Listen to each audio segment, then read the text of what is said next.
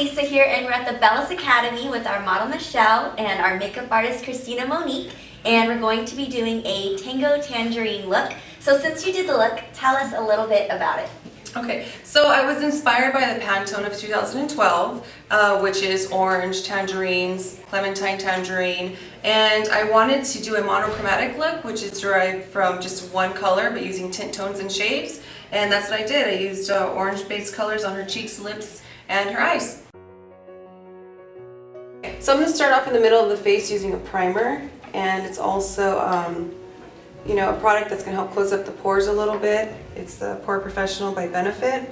This is just to give me a nice smooth balance on the skin so I can go over every area and have even consistency.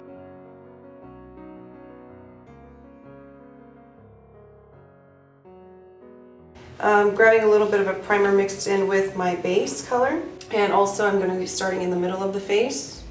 I start in the middle of the face because that's where the light hits the most, and then you can work your way out from there. I did use a little bit of an olive base. Reason I used olive base is I want to make sure I can get rid of some of those pink undertones that she has naturally in her skin. I chose to use a brush because I'm going for a little bit of a lighter application. I find that if I use a sponge, I tend to be a little heavier handed with it because I really push it into the skin. So I want to give her a little bit of a lighter application to look. Anytime you groom the eyebrows, you want to make sure that they're as symmetrical as possible. Sometimes you will find a challenge not getting quite the symmetry that you want, and that's okay.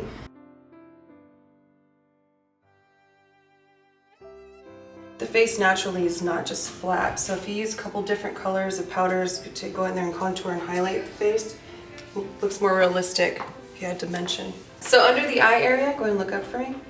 A little concealer just to remove any unwanted circles under there. I like to focus on the outside corner of the eye too, because naturally we all have this natural red zone in the crease of the outside corner of the eye. It has a tendency of being a little bit of a cooler tone, so you can put, it looks red but it also has a little bit of violet. So if you put something under there that's warm with a peach or an orange or yellow base, what it does is it cancels it out and it helps pop out the eye a little bit more. Works really good for anybody who has an eye that naturally is a deep set eye, as well as anybody who naturally has more discoloration on the outside corner. Bringing it up into the highlight color so the two colors meet together and create another bit of a tint. A white color, or white added with any color creates a tint. So with that little bit of an auburn color.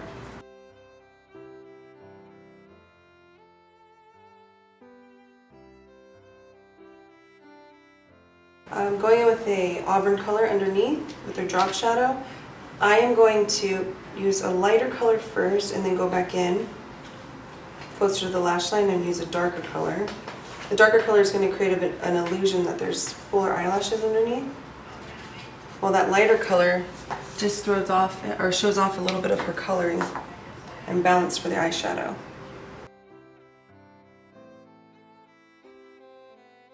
So having her look down, I'm just going to go underneath the waterline here, and this is going to create fuller eyelashes. Right to your left.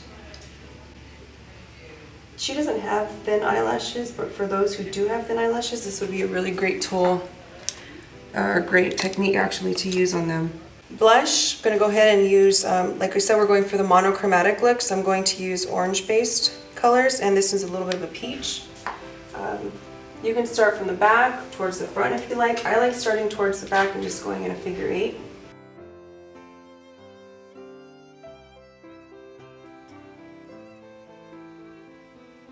So I know that when we use these colors, you're probably thinking Tango Tangerine, a little bit vibrant. Her lips are actually what's going to bring everything together. So once we put her lips on, she is going to have a nice tangerine colored lip. So looking at her lips, I'm going to start, what I like to do, I'm using a lip tart. I'm starting in the middle and then I like to work my way out. And I just pat it on. If you guys have played with lip tarts before, you know that they're pretty highly pigmented.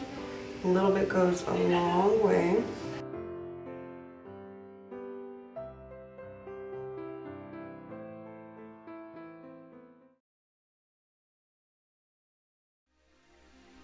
Go ahead and look down. Whenever you do a winged eyeliner, or any eyeliner, just have them look the opposite way, and as the brush moves, work the opposite way with your eye. So down to the right. I'm lifting it up. You want to lift it up nice and tight.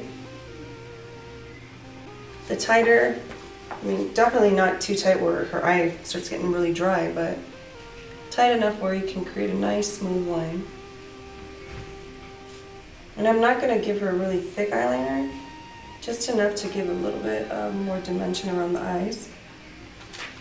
Hugging the lash line tightly and having her look straight. Look straight for me. I'm going to find where I'm going to place that wing and look down. I went ahead and created a little bit of a line here for me to follow through, pulling up tightly and then working my way the opposite.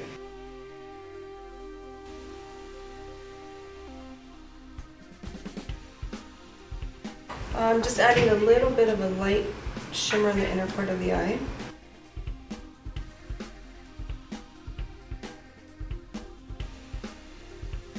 This is my finished look with Michelle for the new 2012 inspired look by the Pantone Orange, and this is what we came up with. I hope you guys try it at home, challenge yourselves, use the colors wherever you want on the face. Orange is not just something that you see on a wall, you can use it on your face as well. Your lips, your cheeks, so get inspired.